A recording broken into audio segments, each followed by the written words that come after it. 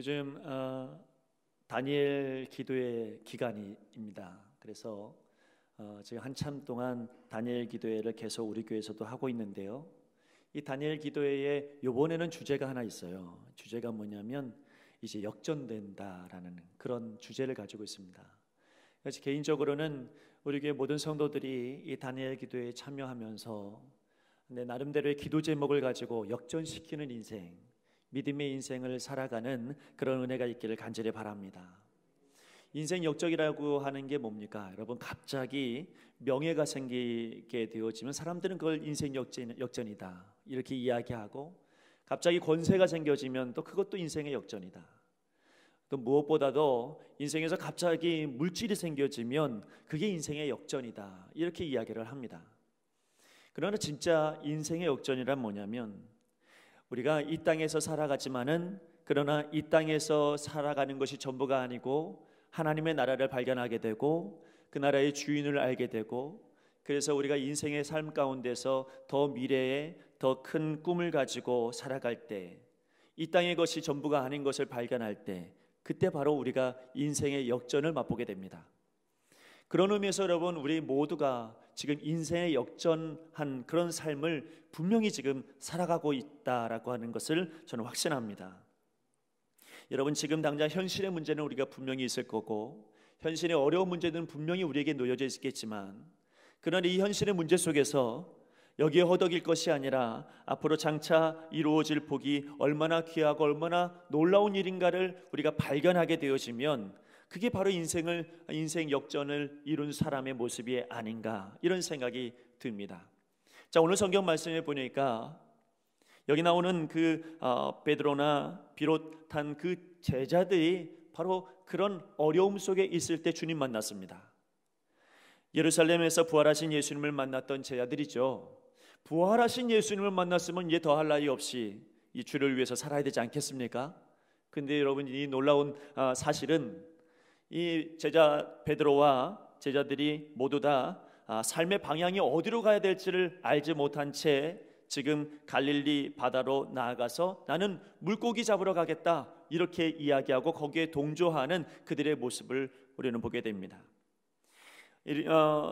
현실의 문제 앞에서 내가 부활하신 예수님을 만났으면 그것으로 족하고 난 주를 위해서 살겠으면 좋겠다라고 하는 이런 마음들이 분명히 있었을 텐데도 불구하고, 현실의 문제 가운데 생계 유지를 위해서 내가 지금 어떻게 살아가야 될 것인가, 지금 당장 나는 무엇을 위해서 살아가야 될 것인가, 이 문제, 이 두 가지의 문제 속에서 허덕이며 어디로 가야 될지 모르는 갈팡질팡하는 그 모습, 곰곰이 생각해보면 여러분, 우리의 모습과 그들의 모습이 별반 다를 것이 없습니다. 왜냐하면 우리도 부활하신 예수님을 만났고 우리도 모두 주님을 의지하는 그런 마음이 우리 가운데 있기 때문이죠. 예수님은 아는 마음이 우리 가운데 있고, 그러나 여러분, 예수님은 아는 마음들, 주님께서 내 안에 계신다라고 하는 이 믿음, 이것은 여전히 우리 가운데 있음에도 불구하고 지금 당장 우리는 현실의 문제 앞에서 갈팡질팡할 때가 많습니다. 나는 은혜 받은 사람이니까 나는 은혜 받은 사람답게 살아야지. 그러나 현실의 문제 앞에서는 물질의 문제가 있고 건강의 문제가 있고 때로는 사람들과의 관계의 문제가 있고, 이런 현실의 문제 앞에서 이 둘 사이에 우리가 껴있는 것처럼 보일 때가 많습니다. 그때 여러분, 우리는 내 생각으로 이것을 고민하고 해결할 것이 아니라 적어도 오늘 말씀을 통하여서 하나님께서, 오늘 주님께서 우리에게 주시는 이 말씀을 통하여 오늘 해답을 찾기를 간절히 바랍니다. 여러분, 시리에 빠진 제자들, 그 제자들을 예수님께서 잊지 아니하시고 찾으시고 그들을 만나 주셨다는 게 너무 소중합니다. 십자가 고난을 받으시고 무덤에 묻히신 지 사흘 만에 예수님 부활하셨습니다. 부활하신 예수님께서 약속하신 대로 갈릴리 바다로 이제 제자들을 향하여 오셨고, 그리고 제자들을 오늘 만나 주십니다. 어떤 책에 보니까 갈릴리 바다라고 하고 어떤 책에 보니까 갈릴리 호수라고 이야기하는데, 제가 가보니까 바다 같은 호수더라고요.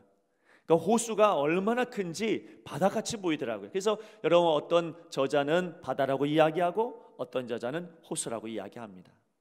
자, 여기 예수님께서 약속하신 대로 내가 갈릴리 바다로 가겠다, 내가 부활한 이후에 너희들을 찾아가겠다. 제자들이 갈릴리에서 거기서 예수님을 만납니다. 당시 여러분, 제자들은 부모를 잃은 아이처럼 불쌍한 처지에 놓여져 있어요. 그들은 다 사람을 낚는 어부로 부르심 받았거든요. 그런데 그들이 지금은 무엇을 잡는 어부가 됐냐면 다시 물고기 잡는 어부가 됐네요. 처음에는 여러분, 예수님께서 부르심 받을 때, 그분에게 부름 받을 때는 다 사람 낚는 어부로 그렇게 부르심 받고 그렇게 예수님 쫓아다녔는데, 지금은 다시 옛날로 돌아가서 어부가 되어지고 물고기 잡는 어부가 되어졌습니다. 밤새도록 잡았는데 우리가 알고 있는 것처럼 한 마리도 잡지 못했습니다. 몸은 지쳤고 시리에 빠졌고, 내가 이렇게 사는 게 맞는가? 내가 이렇게 살아가는 게 옳은가? 이런 고민에 빠져있는 그들의 모습 속에 있습니다. 이런 제자들을 예수님이 찾으셨습니다. 4절 말씀해 보니까 날이 새어갈 때 예수께서 호숫가에 서셨다, 이렇게 말하고 있습니다. 사실 우리 중에 많은 사람들이 이런 상태에 놓여져 있지는 않은가, 이런 생각이 일주일 동안 계속 떠나지 않았습니다. 병상에 누워있는 이들을 보면서, 때로는 물질의 어려움을 당하는 이들을 보면서, 여러 가지 힘들고 괴로운 일들을 경험하는 사람들을 통해서 느끼는 것은 뭐냐면, 모두 다 지금 이 물질의 어려움에 시달리고 있구나. 육신의 질병 때문에 지금 시달리고 있구나. 때로는 사람들 때문에 고통당하고 있는 사람들도 있구나.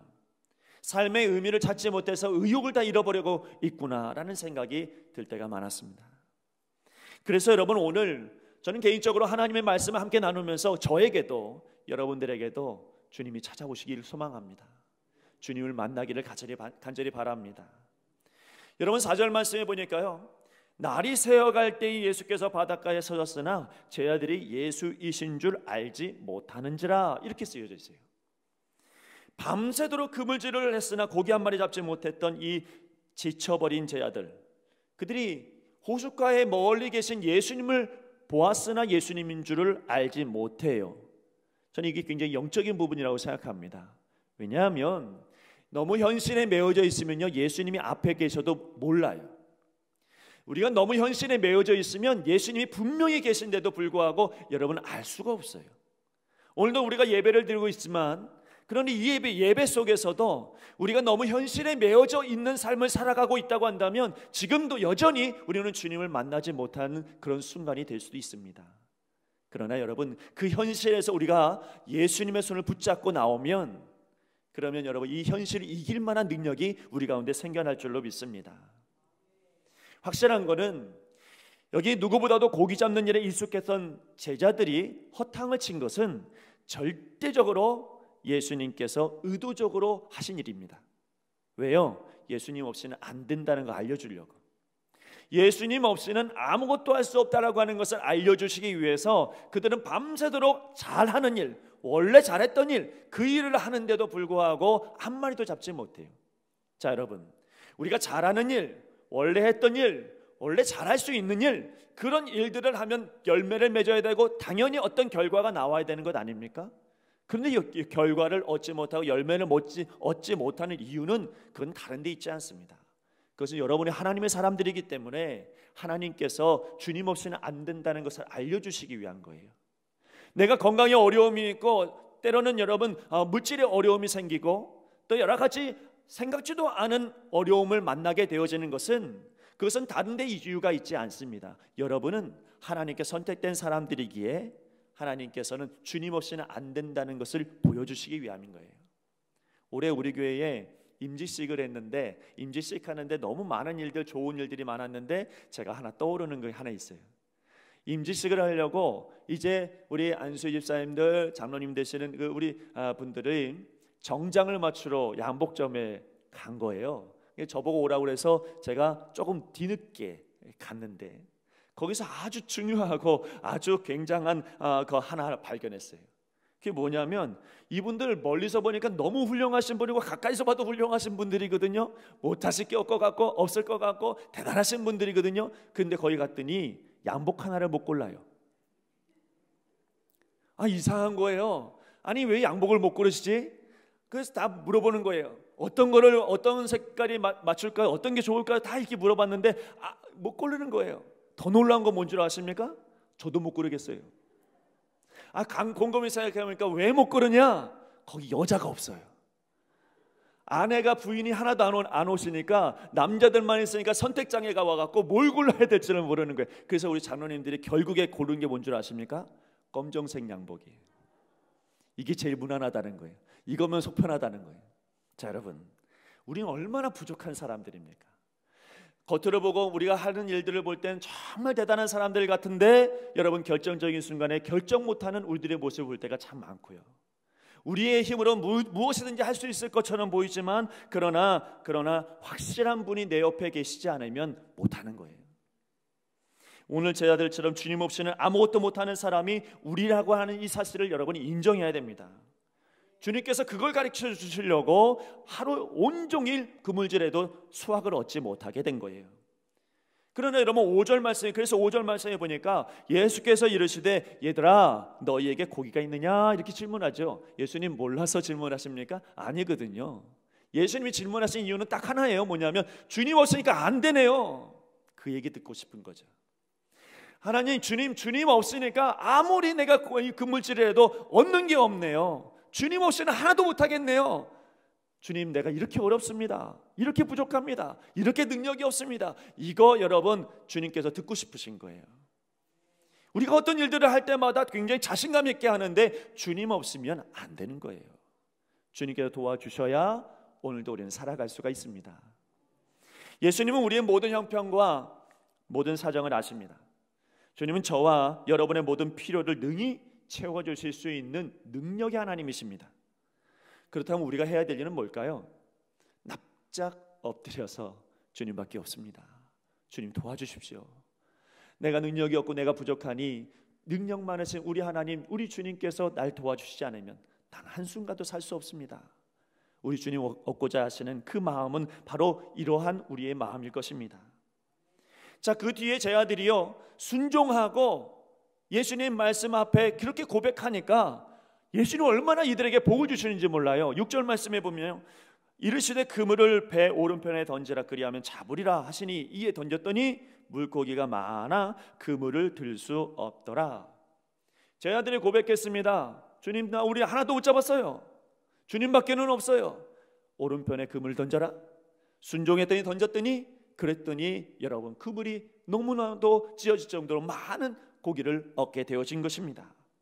우리가 먼저 알아야 될 것은 우리 주님께서 일꾼을 세우실 때는요, 하나님의 일을 하도록 인도해 주실 때는요, 시리에 빠지고 괴롭고 어렵던 이 사람도 주님 오시고 주님 찾아주시면, 주님 만나주시면 되더라라고 하는 것입니다. 여러분, 우리가 시리에 빠지고 어려움 당할 수도 있고 괴로울 수 있고 한동안 주님과 멀리 있을 수도 있지만, 그러나 오늘 주님은 여러분을 찾아오신 겁니다. 주님께서 찾아오셔서 여러분 그분 앞에 나의 부족함을 고백한다면, 오늘 이 자리가 그 자리가 된다면 여러분 우리는 놀라운 하나님의 능력을 맛보는 인생 역전의 시간이 오늘 이 시간이 될 것입니다. 주님께서 또 믿음의 사람들, 하나님의 사람들을 세우시려면, 일꾼 세우시려면 여러분 가장 먼저 원하시는 것이 하나 있는데, 그게 뭐냐면 제일 첫째 자리를 요구하세요. 제 아들을 찾아오셔서 예수님은 베드로를 개인적으로 부르시고 그리고 베드로에게 말씀하십니다. 베드로는 잊을 수 없는 그런 체험을, 그 경험을 하는 시간입니다. 예수님께서 15절 말씀에 보니까 이렇게 말씀하십니다. 요한의 아들 시몬아, 내가 이 사람들보다 나를 더 사랑하느냐.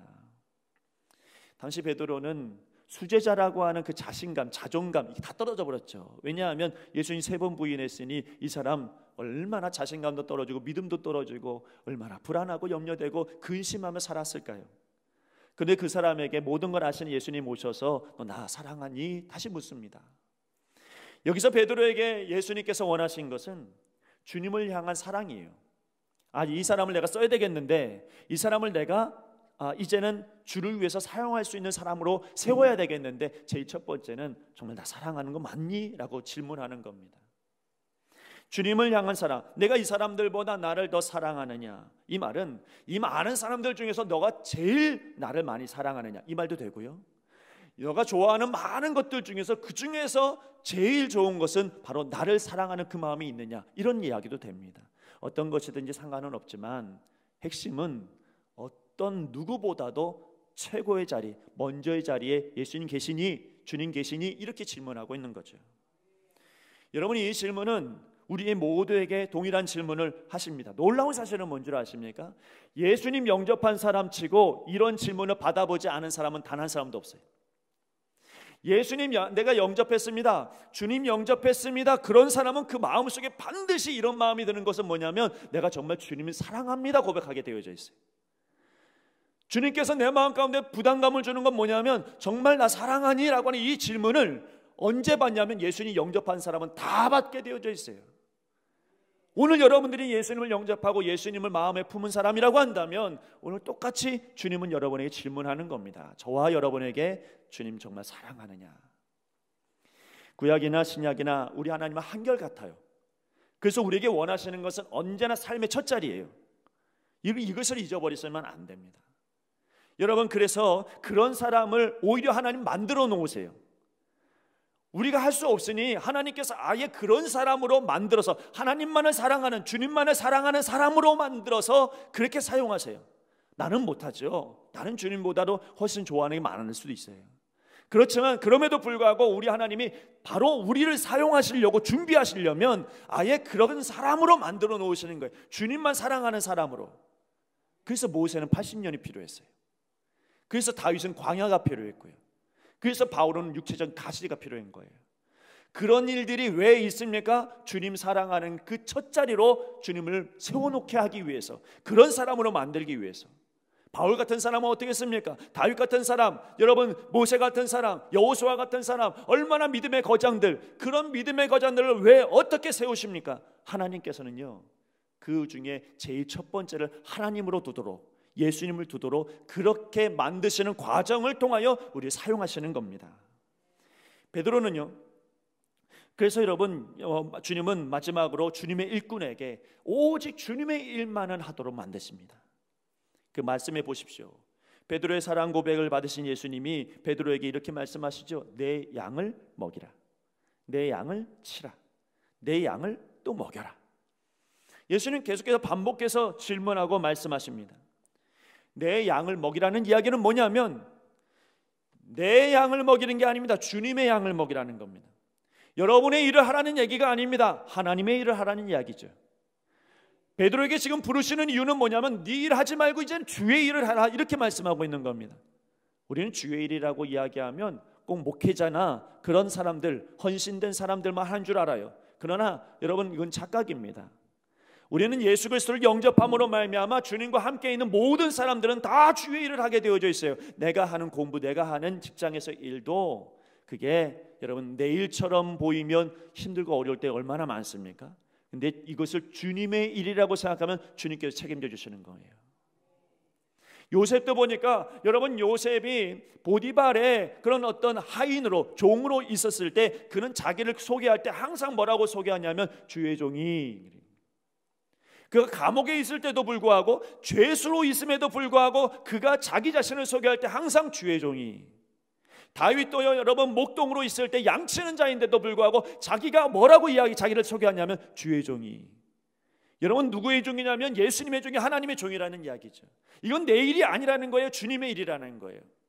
오늘 여러분들은 누구의 일을 하고 있습니까? 나의 일을 하고 있으니까 힘들죠. 근데 주의 일을 하면 맡기게 됩니다. 주의 일을 하게 되면 주님께서 도와주시고 주님께서 역사해 주시는 겁니다. 넌 나를 따르라. 다른 사람 신경 쓰지 말고 너는 나만 따르라. 주의 일을 하라는 이야기죠.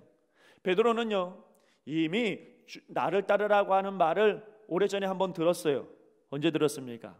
낚시질을 하고 있을 때, 배에서 어부일을 하고 있을 때 예수님이 찾아오셔서 넌 나를 따르라 이렇게 말씀하시면서 뭐라고 말씀하셨냐면 너를 사람을 낚는 어부로 내가 세우겠다, 이렇게 말씀하셨습니다. 그리고 나서 예수님을 3년 동안 베드로가 따라다니면서 그는 무엇을 배웠냐면 사람을 낚는 법을 배우는 거예요.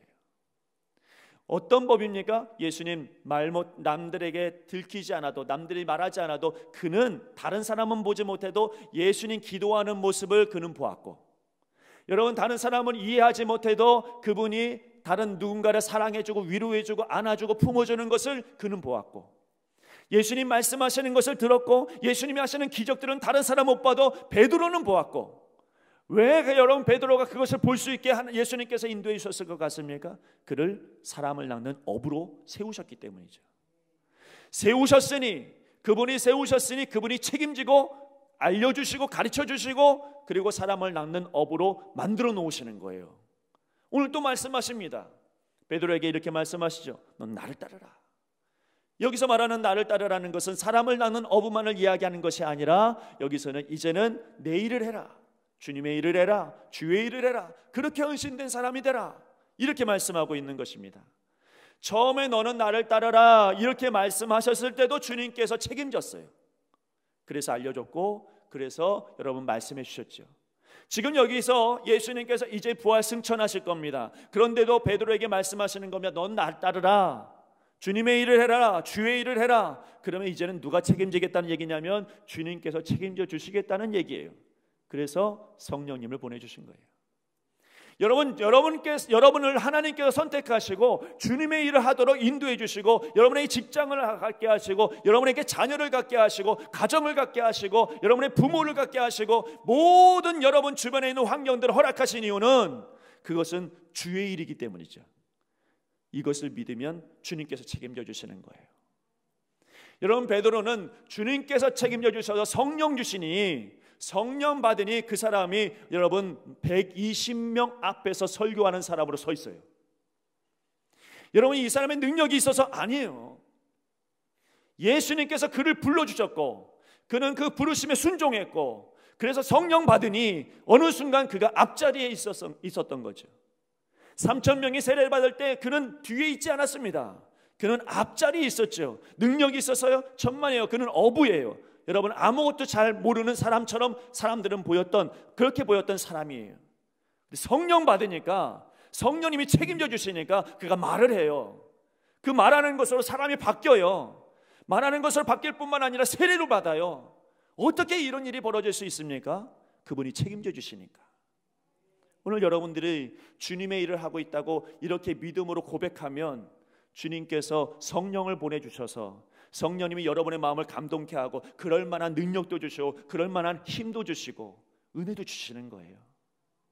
하나님의 일은 그렇습니다. 언제나 주님의 일 앞에서 우리가 감사함으로 나아가고 순종만 하면 그분이 책임져 주시는 거예요. 이 말은 다른 말로 이야기한다면 여러분 내가 잘나서 선 게 아니고 내가 능력이 있어서 주님의 일을 하는 게 아니고 할 수 없는 사람을 부르시고 순종하니까 그분께서 그렇게 우리를 세워 놓아 주셨다는 겁니다.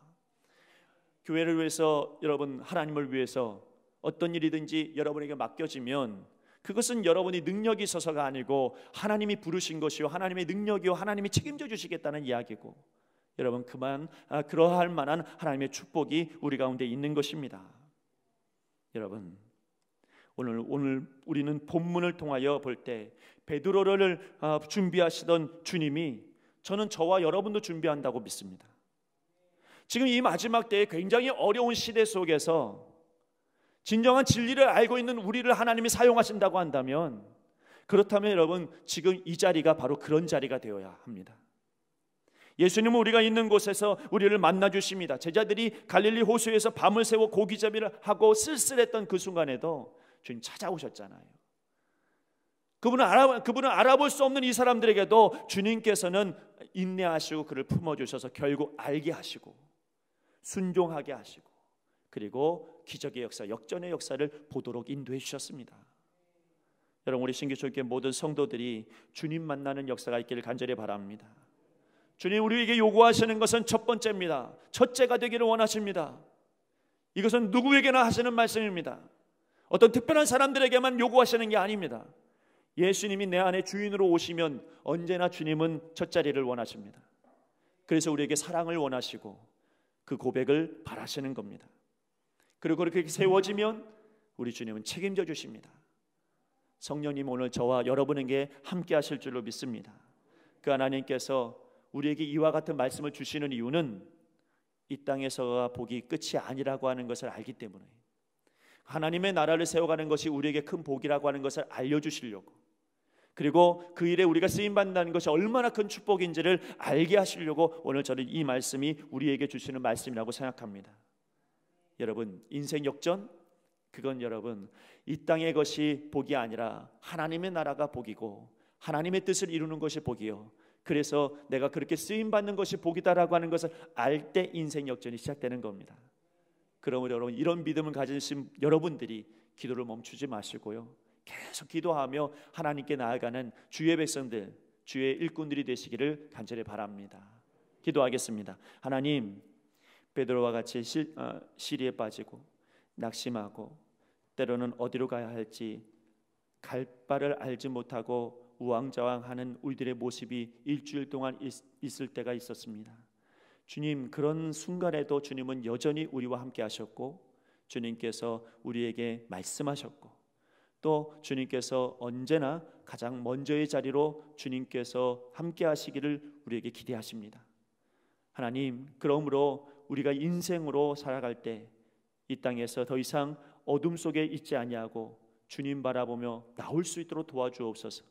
음지에 있지 않고 주님과 함께 양지로 나올 수 있도록 축복하여 주옵소서. 내 힘으로는 안 되지만 분명히 주님께서 책임져 주시고 능력 주실 것을 믿습니다. 주여, 오늘도 우리 모두에게 동일한 은혜를 허락하여 주시옵소서. 예수님의 이름으로 기도드리옵나이다. 아멘.